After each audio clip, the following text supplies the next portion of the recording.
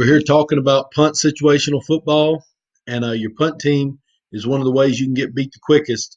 Uh, and obviously, if you're punting, put yourself in the frame of mind of what's happening. Your offense just did not score, did not move the football where you could have gone for it on fourth down, and now you're going to give the ball to the other team. So, how can you go about maximizing that particular play in the game? And a few things will stand out here, and these are the situations we came up with that we'll talk about on our punt team. uh, the first thing would be if you're backed up. So let's say the ball's on the -5 or the -3, the hell, even the -1. Now we've got to punt the ball. So what's different? Well, for us, we were always going to, work that situation with shorter splits. We're going to max protect.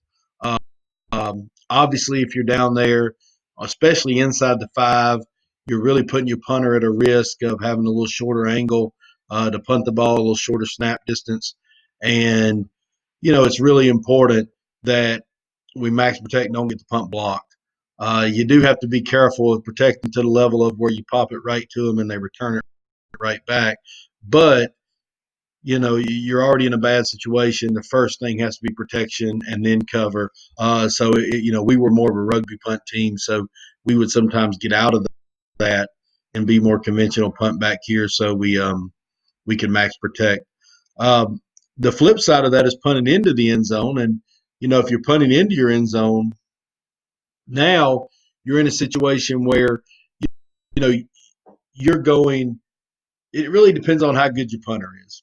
If you have a good directional punter, if you're on the 45 and you think you can pin them inside the 10, that's a great option. It probably depends on the down and distance on high school ball whether you would go for it or not. So if it's 4th and 2 from the 40, maybe go for it. If it's 4th and 12 from the 40, you punt them and pin them deep, depending on how the game's going. But I thought it was important to practice those scenarios. We always put our punt team either backed up or punting into the end zone at least, once a week, one or the other, and work those scenarios, because you'll be amazed at how many kids don't quite understand, how to down a punt and what the rules are. And so if you do that in practice consistently, you kind of accidentally come up on a lot of scenarios that are teachable moments on how to handle that specific punt. But obviously, when you're punting into your end zone, you want to pin them as deep as possible. Punting with the lead in the fourth quarter, something we always work. Sometimes only shaves a few seconds off, but hey, a few seconds win and lose the game sometimes. So, if we had the lead in the fourth quarter, we were going to remind our punt team, come up with some kind of phrase or something just to remind them to hover around the ball and not down it. So what you see them do is, we would punt the ball, and obviously if the team catches it and tries to return it, then we try to tackle them. But if they didn't, and we'll talk about that in special teams at times, but a lot of teams do not try to catch punts in high school. It's by experience. A lot of teams are scared they're going to fumble or something. They may not even put anybody back there because they just want the ball back. Or if they do, they just kind of let it punt and they run away from it, call Peter, whatever. So if the ball bounced and we were going to have to down it, and we had a lead in the fourth quarter, then we're hollering at our guys to get away from the ball, hover around it, don't touch it. But obviously, we got to get close enough where they can't swoop in and pick it up and run.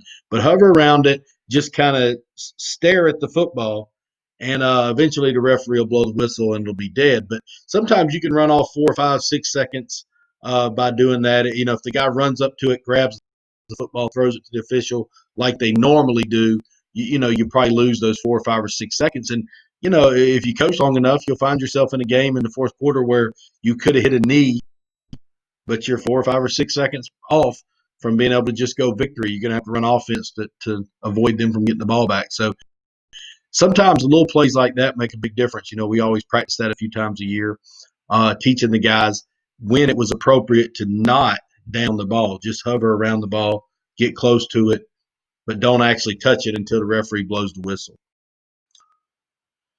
Next thing would be taking a safety. When is it appropriate to take a safety? And these are situations that, if you're a young coach or if you just hadn't been in a lot of situations, maybe you don't quite understand. But there's a scenario where maybe, you're putting out of your end zone. You're on the -1, -2 yard line, and, you know, we're up by, say, 6 points. If you get this punt blocker, if you punt it right to them and give them the ball at the +20 for them, then, you might be down one pretty quick. I mean, score a touchdown. Now they're up one. If you take the safety, you're still up 4, and you get to kick off. And they got to drive the whole field to beat you. So, there's a couple scenarios where that would take place. And, as strange as it would sound that you had to practice that, you need to at least once during the season practice that scenario. Have your snapper either snap it over his head on purpose, or my preferred method was to snap it to the punter and him just run out the back of the end zone. I thought with the crazy snap, sometimes there was no telling what would happen. We just wanted a regular snap, let the punter walk it, run it out of the back of the end zone. And then we would kick off and play defense from our kickoff team, where we would, would end up. And of course, you're kicking from the -20, but still, you could probably, with an average kick return kickoff scenario, you're probably giving them the ball at, their -35, something like that. So that's way better than giving it to them at the +25 or +30, and you're still up by, in that case, if you were up 6, you gave them the 2 points. Now you're only up 4, but they still can't get a field goal to tie you. They have to score a touchdown. But in high school ball, depending on how good their kicker is, you would even do that, I guess, conceivably, if you were up 4 and made the lead 2, but you knew they couldn't kick a field goal, then you would do that.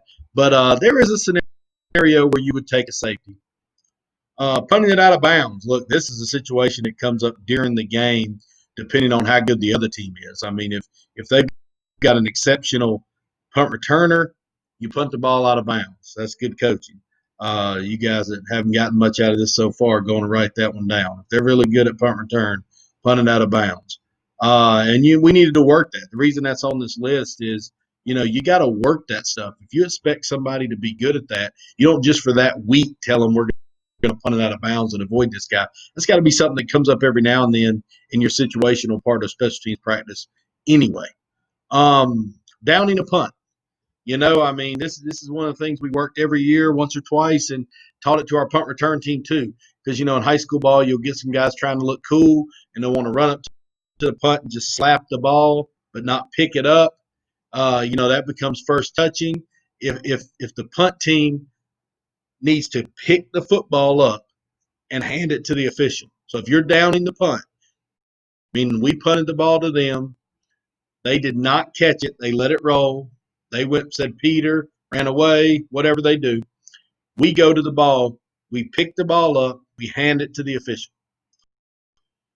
Never tap the ball and just walk away. If a team does that, that's first touching, which means the return team at that point should pick the ball up and return it no matter what, because they will get the choice of wherever they end up or where the first touching occurred. So we told our guys that you got to teach them, like, don't go out there trying to look cool and just slap the ball or bat it or touch it. Pick the ball up and hand it to the official. And then, of course, when we get to punt return, you'll hear us say the opposite, which is if that team taps the ball, then no matter what happens, the other team should pick the ball up and run with it. Because even if you fumble, even if the worst thing happens, you can still take the ball right where that first touching occurred. So nothing bad can happen for the punt return team at that point. That's why now this talks about punt team. You've got, as a punt team, pick that ball up, hand it to the official. I hope that makes sense, because that's an important thing that sounds like nothing but can really be something if the other team's on their A game. The last scenario for punt team is really about where we blocked a punt. Well, blocking a punt's a great thing. But you need to know, did we block the punt on their sideline scrimmage or on our sideline scrimmage? Sometimes high school kids get confused. Hell, sometimes coaches get confused. If we block a punt but it goes forward, then it can be a live ball. If we block the punt and go backwards and they recover it, it's not a fumble. We're getting the ball either way. So practice those scenarios. Punt team is one of those things that there's a lot of scenarios that come up in the regular scheme where, do they have a really good blocker? Do they have a really good returner? Are they really good on the edge at mashing your guys and making it hard to get downfield with the gunners?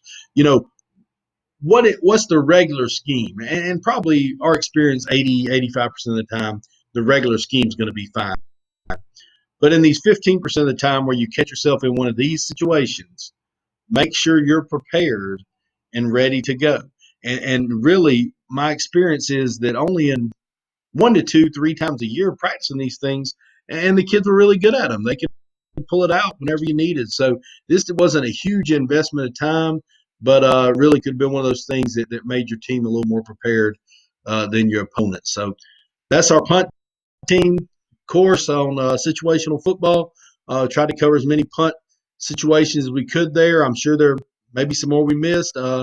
If you have any comments or if there's anything you guys did that you want to add to this, feel free to interact with us on Twitter or Facebook or Instagram. Let us know. Thanks.